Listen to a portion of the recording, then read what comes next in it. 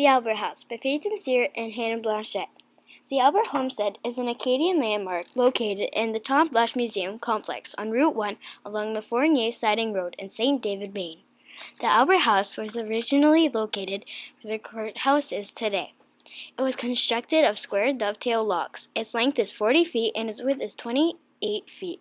The slope of the roof is 9 inches to the foot, with one gable on each end, but no dormers.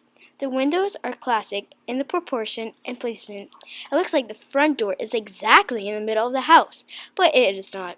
The only explanation for this is that during a very early renovation, the original door must have been wider and lower. They didn't have to saw the squared logs. One side is blocked to accommodate for the newer and narrower door. It was suggested that Luke Albert, or his father, Sam Albert, was the builder. Francois Albert Jr. and his wife, Maria Anne, moved to Madawaska Territory from Quebec in 1806. As early settlers, they had an opportunity to choose their land, so they chose the land and the area of today's courthouse. Sam built the house for them in 1806. The last occupant of the house passed away in 1970. Since the Madawaska Historical Society needed more space for its artifacts, the Albert House was donated for that purpose. A few years later, it was moved to the Society's Historical Center, renovated, and opened in 1990. There are many important rooms with many Acadian artifacts in each one. One important room is the Pine Room.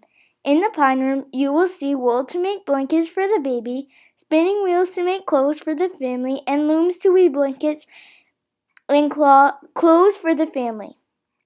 Another room is the kitchen and the living area. In here are low chairs, low tables, a piano for entertainment, and an old wooden stove for cooking. The Acadians also heated their iron, which was an actual iron of block, on the stove, and then they would iron their clothes. There was a water pot for the tea that they would drink when they woke up, a butter maker to make butter for when they needed it, and hair curlers made out of metal.